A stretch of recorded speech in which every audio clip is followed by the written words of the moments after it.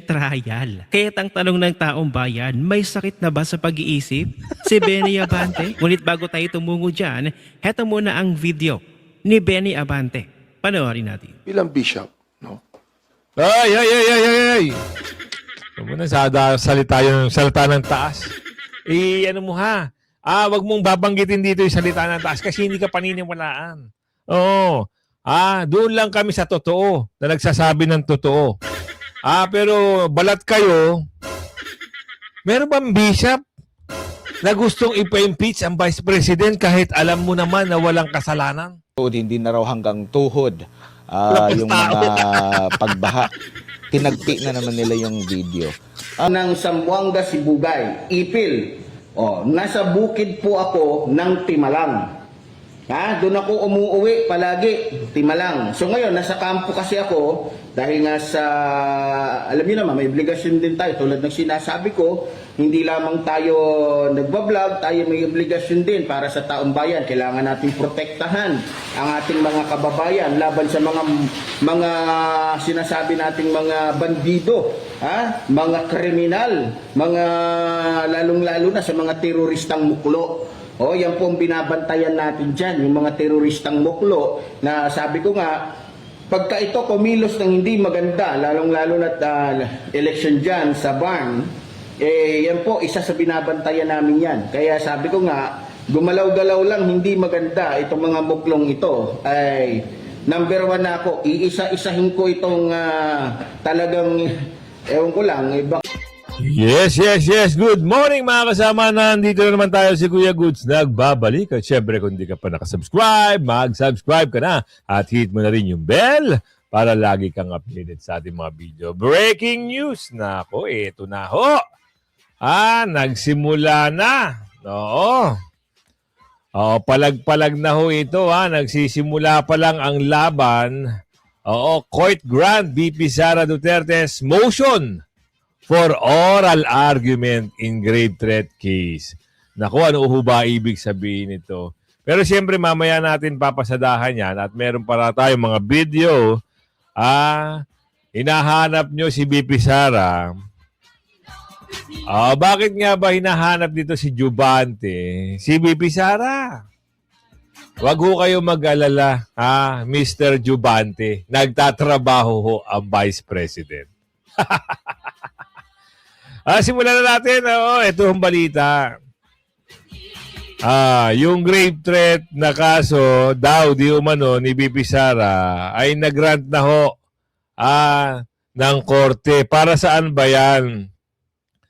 Natanggap na ho ng legal na pabor, nakatanggap ng legal na pabor si Vice President Sara Duterte matapos pagbigyan ng Quezon City Regional Trial Court Branch 98 ang motion ng kanyang kampo na magsagawa ng oral argument kaugnay ng kasong grave threat laban sa kanya. Ano bang ibig sabihin nito? Ibig sabihin, pinayagan ho ng korte ang mga abogado ni Vice President Sara Duterte na personal na iharap at ipaliwanag ang kanilang mga argumento bago gumawa ng mga sumusunod na hakbang ng korte.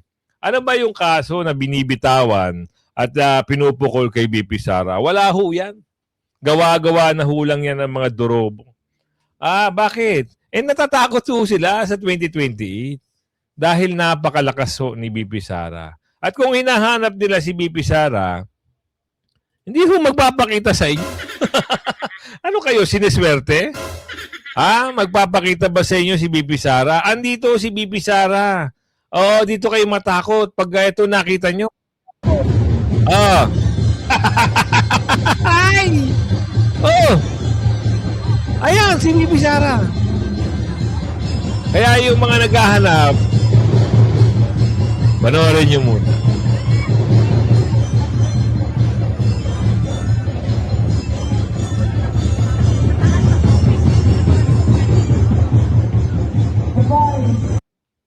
Yung amo nyo ho ba? Yung panggulo nyo ba? Ganyan? Sinasalubong ho ba ng sambayanang Pilipino? O tinatawanan at binubu ng sambayanang Pilipino? Tatanong lang ho tayo, Pero bago natin pasadahan lahat yan, andyan po yung join button.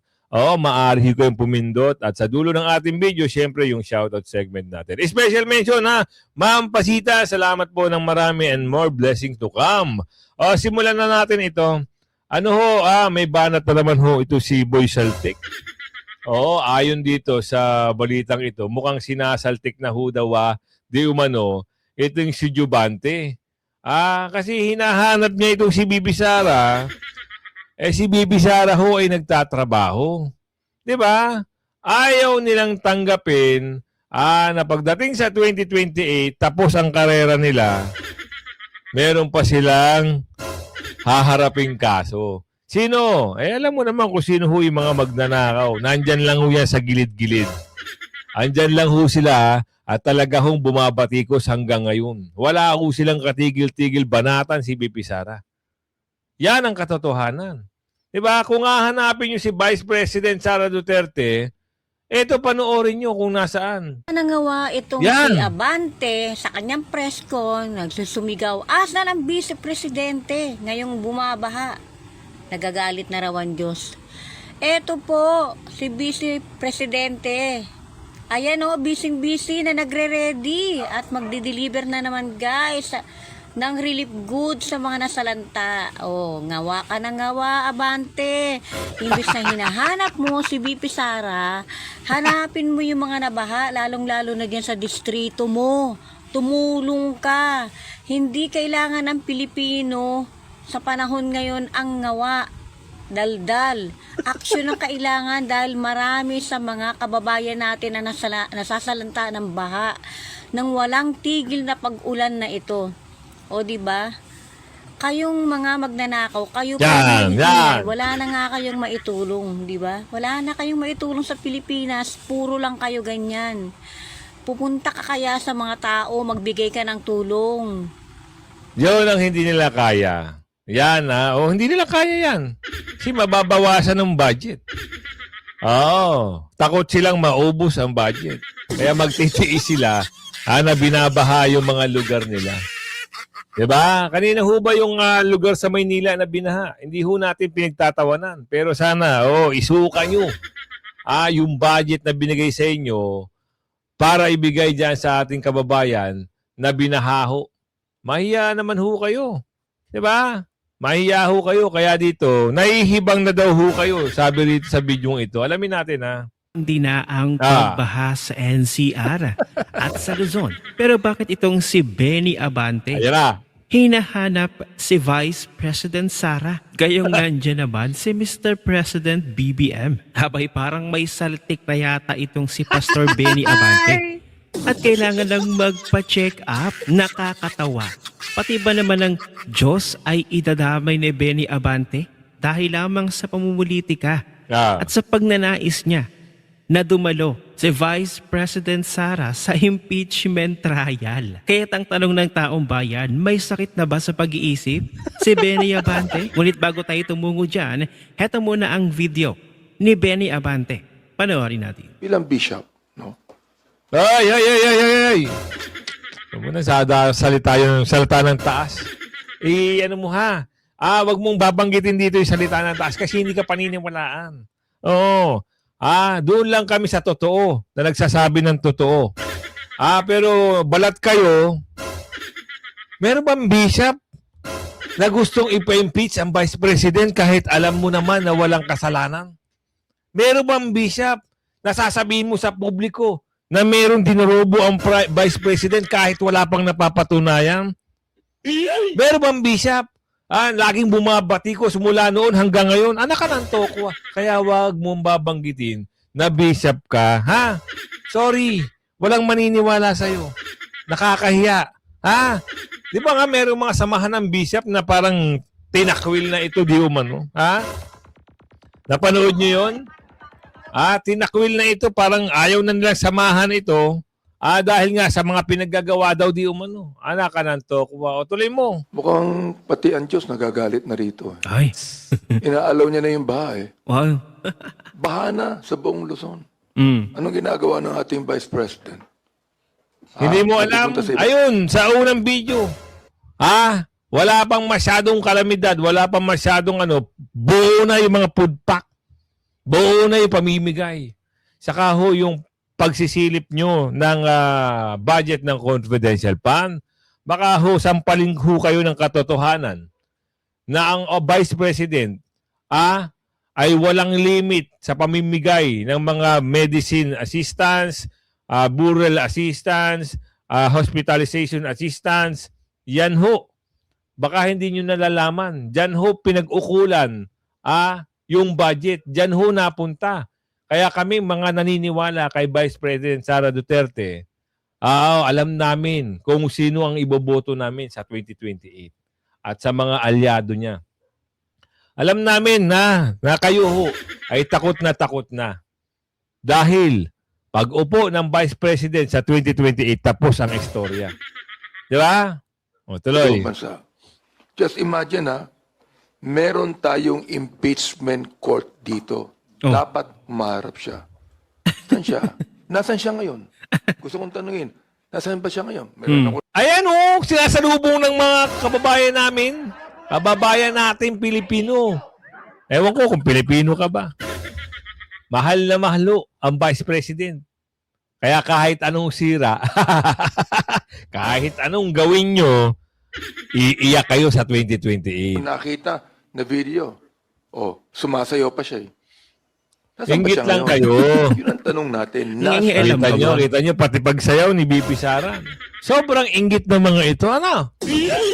Kaya nasabi sa video nito, para bang nasisiraan na araw di umano ang mama. Meron ngang patunay siguro. Pati pagsayaw, sisilip. Wala na itong magagawa. Bumubulusok na ho ang pagkapanalo ng Vice President. Di ba? Mula Visayas, Mindanao. Ilang populasyon ang Mindanao at Visaya? Ang Luzon, sabihin natin hindi ganun. Dahil kiniklaim nila na solid north sila. Sa inyo na yung norte nyo. Pero kami, alam namin kung sino mananalo sa 2028. Iiyak kayo. Ang Vice President. Madam Vice President, bumabaha na. Mm. Nagagalit na ang Diyos. Ay. Pati Atupagin nyo yung lugar nyo. Ang Vice President nagtatrabaho. Yung amo nyo, sige. Ay, paliwanag ko sa iyo. Yung panahon ba ni Tatay Digong, may nangyaring ganyan? Wala. Meron pang ilan-ilan. Nung panahon ba ni Pinoy, sobra ba yung nangyaring ganyan? Meron pang ilan-ilan. Yung panggulo mo. Tapos ang kwento, Tapos din ang pondo.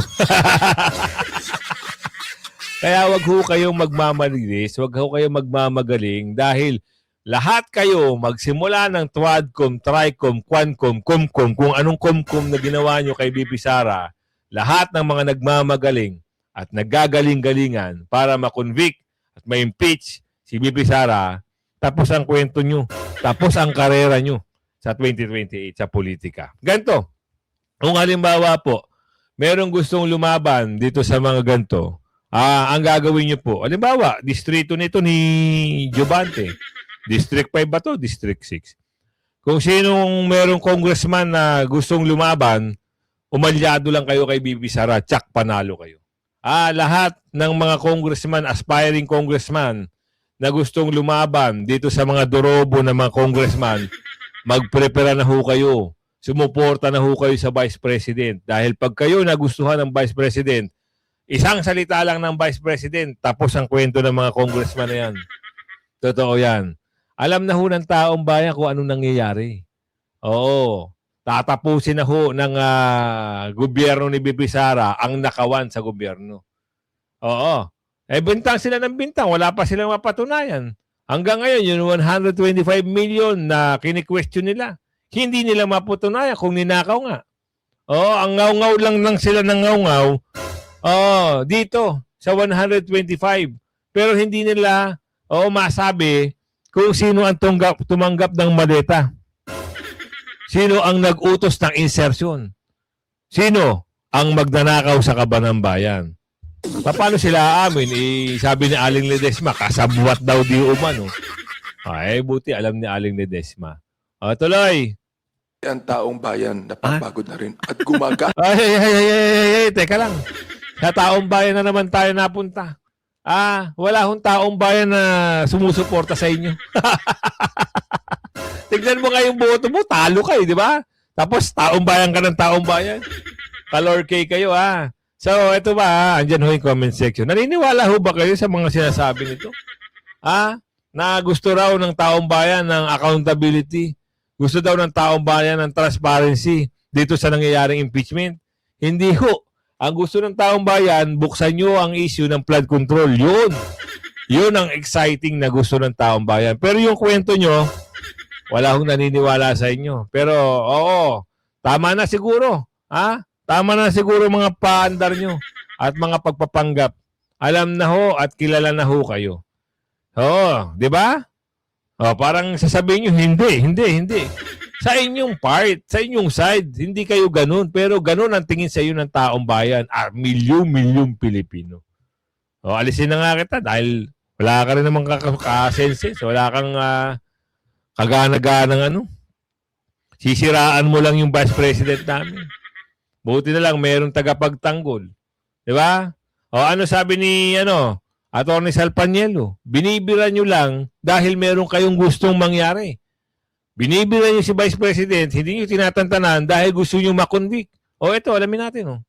Ayan, gusto nila impeach, i-disqualify, galit, ikulong. Pero hindi yung sila magtatagumpay. Lahat ay hahadlangan natin. Nice. Mga illegal na pamamaraan. The only way to obliterate, to eliminate, to destroy the Dutertes is to bring him to the Hague and to impeach Inday Sara, not only to remove her from office, disqualify her from running, and Wait lang, breaking news kukonfirm ko lang o clarify lang kasi merong pinalabas kahapon na yung nangyari daw sa Zamboanga, parang tinatago nila yung issue, no? So, madami-dami daw pala yung naging alam niyo yung natay kasi pinapalabas nila 2 estudyante, yung mga stream media. Hindi po pala 2 estudyante lang ang natay. Marami po. Popost ko na lang dito kasi grabe talaga yung mga napakasinungaling na stream media. Talagang ginagawa nila, minamanipula nila, no? Ito yung ayan, yung kahapon na nangyari. So, hindi na natin babanggitin dahil alam niyo naman, grabe, no? Hindi, bibilangin natin. 13.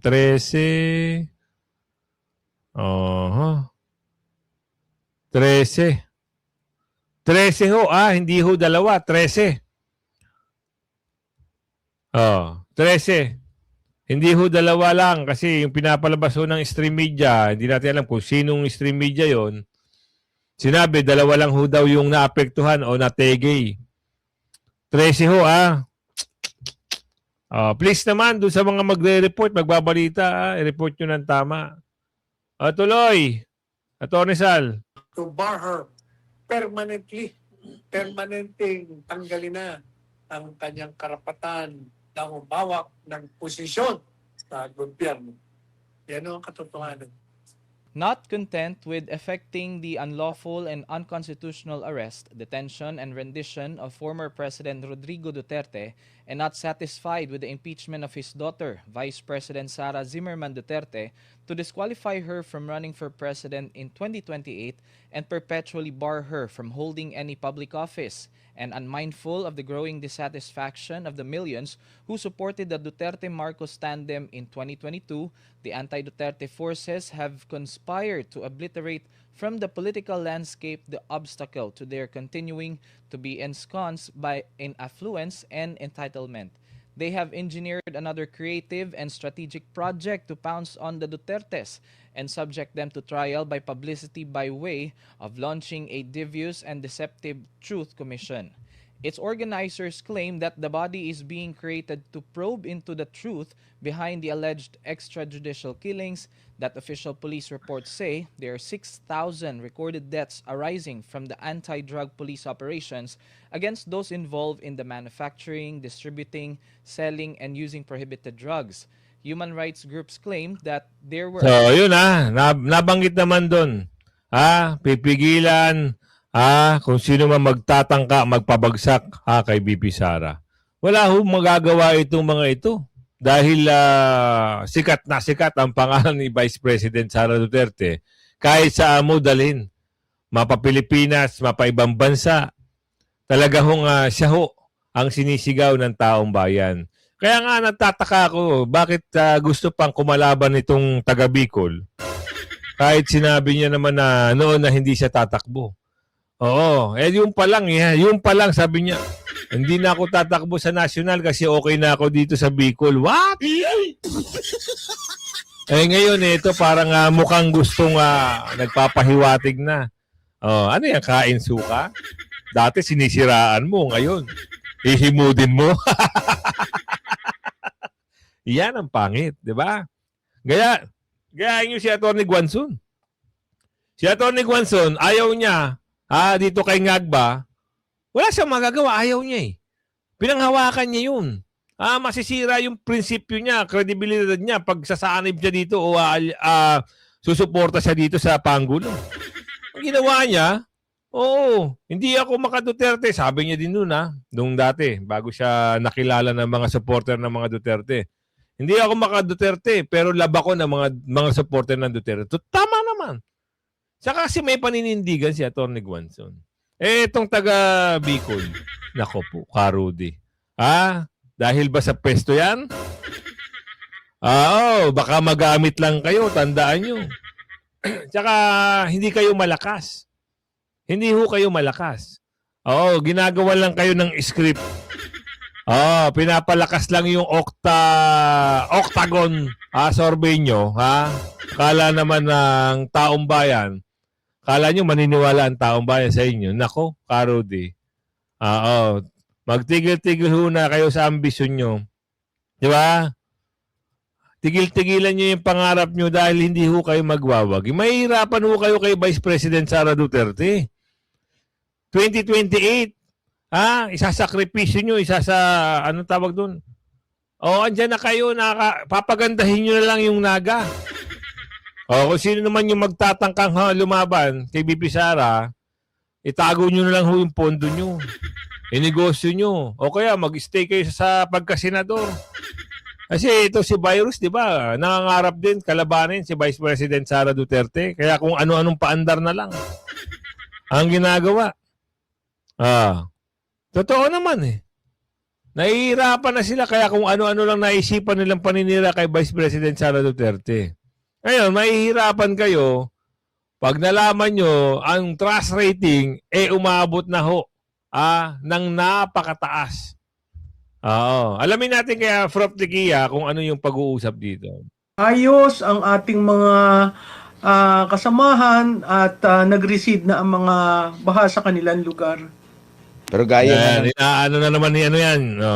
Babanatan niya si Juvante. nabanggit natin na Prof, meron na namang panibagong bagyo, meron pang LPA. Tama po ba na sisihin si Vice President Sara Duterte dahil galit daw ang Diyos kaya nagkakaroon ng pagbaha? Dapat na raw siyang humarap sa impeachment court. Ano po masasabi niyo pa dito sa mga ganitong opinion? Alam mo yan, nagsalitang yan, tao pa naman siya ng kanyang pananampalataya. Hindi ko alam kung saan niya kinukuha na pati ang pag-ulan ay sisisihin sa Vice Presidente. Alam niyo, bigyan niyo ng tasking si Vice Presidente. Baka sakaling makita ng taong bayan kung anong klaseng gobyerno magkakaroon kung si Vice Presidente nag-handle niyan. Alam mo, nakakalungkot kasi kahapon, kahit saan ka pumunta, wala kang nakitang anino ng mga taong responsable at nababayaran natin dahil sa taxes ng ating contribution. Kanya-kanya, bawat Pilipino nagtutulungan. May nakita pa ako diyang isang malaking truck na halos halangan yung pinanggagalingan ng tubig para makadaan ng iba. Nakakaawa ang mga estudyante na naglalakad sa Central Island. So I guess ito yung hindi ko maintindihan kung ito yung konsepto nila ng bagong Pilipinas na walang pakialam ang mga dapat makialam sa usaping baha. Opo. And dito po sa mga sinasabi ng ating gobyerno po, no, mismo ang taong bayan na yung nagtatagpi-tagpi ng mga videos po ngayon na Prof, naalala ka tuloy yung pinagmamalaking 5,500 flood control, after noon biglang baha. Yung ano naman, yung pahayag ni Secretary Vince Dizon, napakagandang teknolohiya gagamitin natin sa EDSA rehabilitation. Tapos sinisipa yung ulan dahil kalaban daw yan ng aspalto. So sabi ng mga netizen, lagyan na lang ng bubong ang EDSA. Habang Hindi, meron pa yung Quadmar, ha? Meron pa yan na yung GR Neta. Niyabang-yabang nila na hindi na raw hubabahain. Paglipas ho ng 2 araw, 2 linggo, ayun, umaapaw. Siksik, lumigliglig. Nagsiswimming na ho yung ex-PBA player nag-swimming. Sa sobrang taas na ho ng tubig. Nag-enjoy na lang ho ang mama sa sobrang buwisit. Yung pangako, pero pansinin nyo, niyayaba, yung pinunduhan din yan. 'Di ba? Magkano rin na nalagas niya sa proyekto nila kuno, nakala naman ng taga Quezon City, hindi na ho sila abuti ng baha. Ang problema, inuuna kasi yung ngaw-ngaw.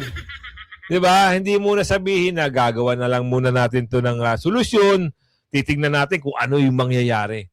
Ngayon, kung meron pa tayong nakita mga pagbaha, saka natin gagawan huli ng panibagong plano. Hindi yung wala nang humbaha, wala na. Tapos na ang ba, nasolusyonan na natin. Ayan, pahiya na naman yung panggulo nila sa pool. Yan ang pangit. Puro kasinungalingan yung panggulo. kino-construct. Tapos meron na naman pahayag, sabi, dyan sa Araneta ba yun? Dyan sa QC, sa mahabang panahon lang binabahayan.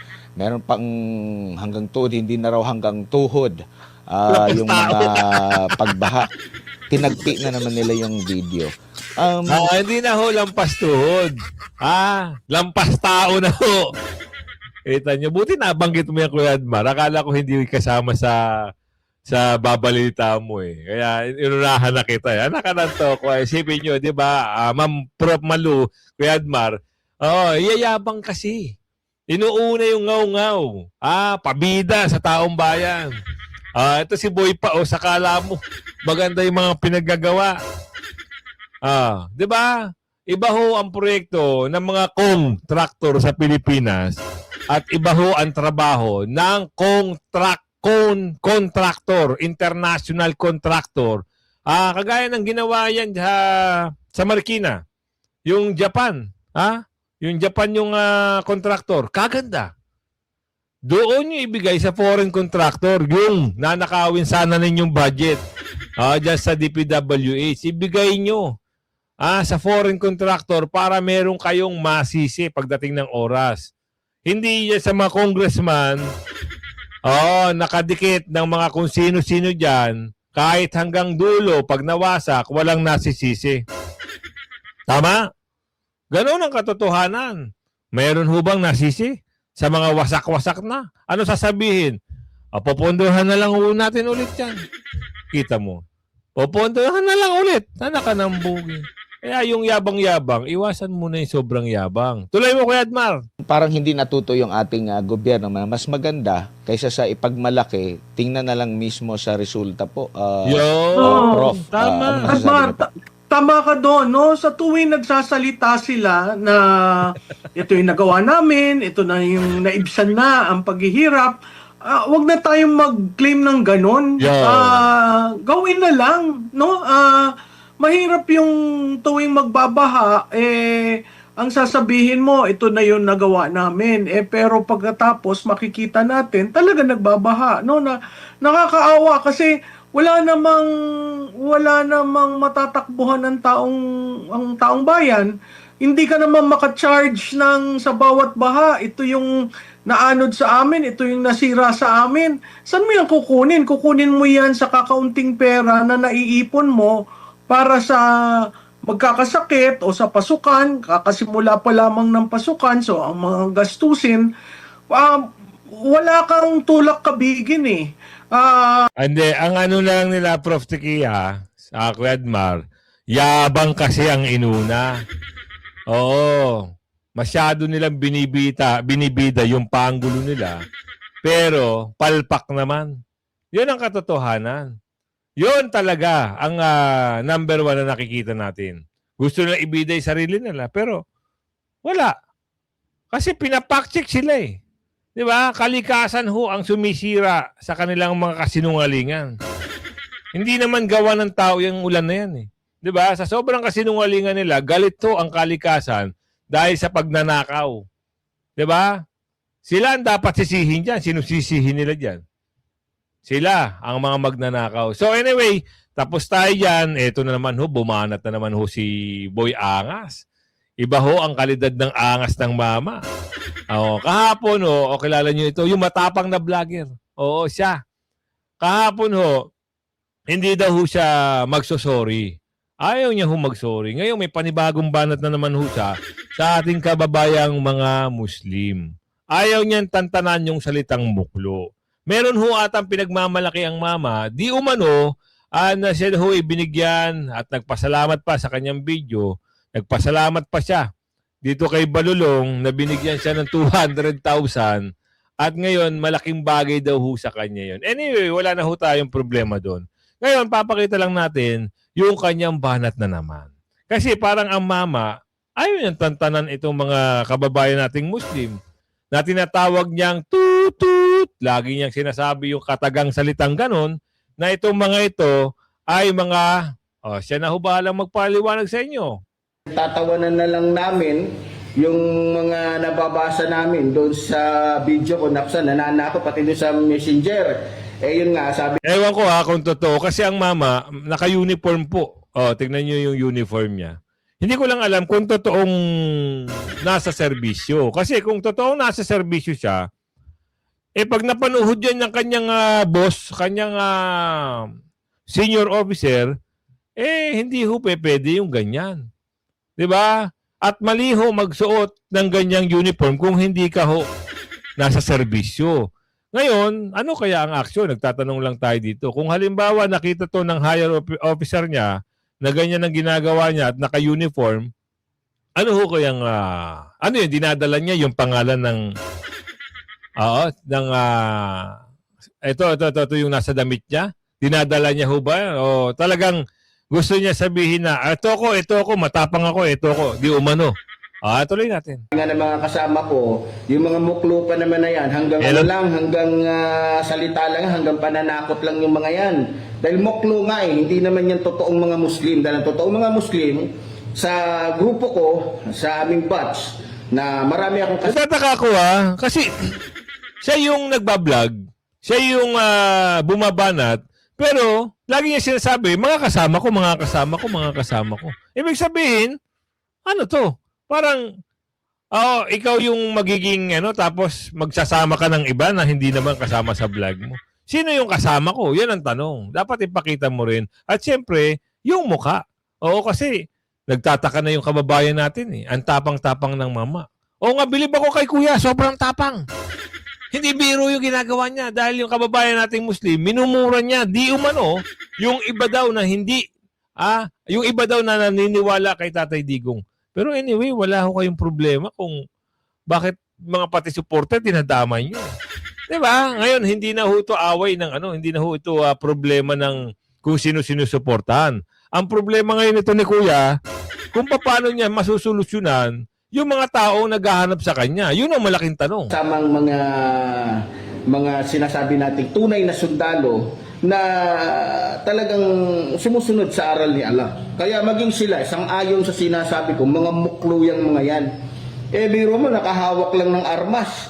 Akala mo kung sino na. Yung iba, pinapakitaan pa ako ng kutsilyo, samurai, nagpapasa sa akin ng kung ano-anong mga video, tinatakot tayo sa armas. sasabihin ko lang doon sa mga muklo, huwag kayong masyadong, baka mamaya pagkaharap nyo na ako tulad ng sinasabi ko baka mamaya lumuhod kayo sa harapan ko. Huwag kayong masyado, lalong-lalo na yung mga mukhang gusgusin na mga muklo na hindi man lamang marunong mag-ahit ng mga balbas. Yung mga mukhang wag. Huwag nyo sayangin ang buhay ninyo. Ako na nagsasabi sa inyo.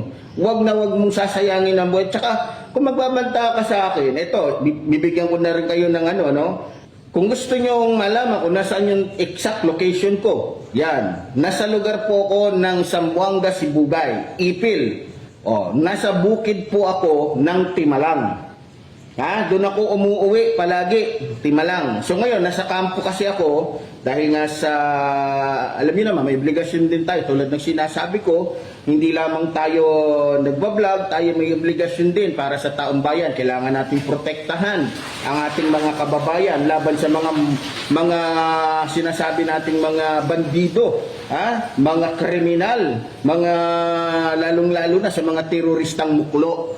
Yan po ang binabantayan natin dyan, yung mga teroristang muklo na sabi ko nga, pagka ito kumilos ng hindi maganda, lalong-lalo na election dyan sa barn, yan po, isa sa binabantayan namin yan. Kaya sabi ko nga, gumalaw-galaw lang hindi maganda itong mga muklong ito. Ay, number 1 na ako, iisa-isahin ko itong talagang, ewan ko lang, baka pagkasyahin ko sa isang mobile o sa isang 6x yung 1,000 muklo, no? Nako, kuya, nagbabanta ka. Anyway, wala tayong magagawa. Yan ho kanyang, ganyan yung, ang tawag doon, content. Hindi na ho, pagbabati ko sa gobyerno ito, sa, kung sino man gusto niyang batikusin. Hindi na ho kritiko. Ano ito parang bakbaka na ho, ng, parang personal na ho ata ito. Hindi natin alam Pero anyway, wala ho tayong pakialam kay kuya. Kasi gusto niya yan. Ang problema lang ho, nadadamay ho yung mga bagay-bagay na hindi ho dapat isali. Kaya kung umabot ka sa video natin yan, ako naman ho ay maglalambing. Kung nagustuhan nyo ang ating vlog or video for today's video, andyan po yung comment section. Maaari ho kayo mag-comment. Any suggestion, mag-comment lang ho kayo at babasahin natin yung inyong komento. At ito na yung sa dulo ng ating video, syempre yung shoutout segment natin. Mula kay kay Ma'am Creste Sinilio. Shoutout po shoutout po mula Davao City, Barangay Mahayang Sinilo family. Shoutout po sa iyo Ma'am Remiter Teresa ng Malaysia. Shoutout po sa iyo, Ma'am. Ma'am Pasita and Ma'am Charis, special mention kayo. Shoutout po sa iyo. Salamat po more blessings to come. Ma'am Lourdes, shoutout po sa iyo. Ma'am Maluda, Survivor Mix Vlog, shoutout po sa iyo. Si Ma'am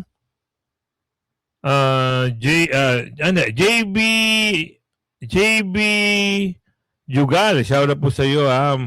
Mahershing, shoutout po sa iyo. Sagbot, shoutout po sa iyo. Pamela Molineda, Lamunada, shoutout po sa iyo. Win Mike Gonzalez, Maria Teresa Nieto, shoutout po sa iyo, ma'am. June Buena Vista, shoutout po sa iyo. Arnel Lado, shoutout po sa iyo, sir, lagi Antonio Moreno, shoutout. Irene Managente, Danny Baila, shoutout po sa iyo. Marilyn Ferrer, shoutout po sa iyo. Roselyn Yuko, Bilina de la Cruz, Salvador Dorable, Joy Lynn Venzon, shoutout po sa iyo. Lilines Telia Maconyete, shoutout po sa iyo. Saris Ding Lasan, shoutout po sa iyo. Arthur Mabulay, Jima Milirio, Julio Fadrigan, Crisper Lestron, Elise Chu, Leia Mac, shoutout po sa iyo. Elsa Hitman Mercado, shoutout po. Lauren Ferrer, Winmac Gonzalez again, Christopher Ballesteros, Lourdes, si Ma'am Lourdes, shoutout po sa iyo. Arthur Mabulay again, Cecil Canlas, Johnny Boy, Jelaika Chica Lorete, Pretty Ibalyane, shoutout po sa iyo. Emmanuel Lintag, Edward Benedicto Rosita Nua, shoutout po sa iyo, ma'am.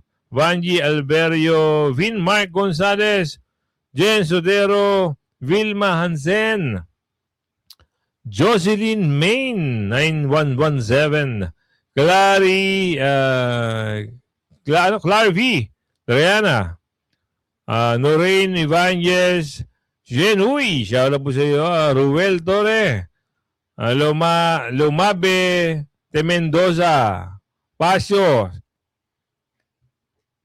sorry sino to? Si Pasio Saluprenya, shoutout po sa iyo Ariel Socorro, Veronica Casimiro, Ma'am Lourdes again, shoutout po Oscar Dialon, Evangeline Norvilla, Jairon Zapolon, Narisa Villaverto, Renato Piamonte, Ma'am Elsa Hitman Mercado, Rosita Nuwas again, Sabina Castillo, Ray-Ban 20 Sir, shoutout po sa iyo, and Cheryl De Casa, Sinaida Cristesen, Arthur Mabulay again. Yan, kung maabot ka sa video natin yan, ako naman maglalambing. Paki-like, share niyo yung video at mas maganda mag-comment po kayo ng gusto kasi minsan natatabunan yung komento nyo. Hanggang sa muli bye-bye!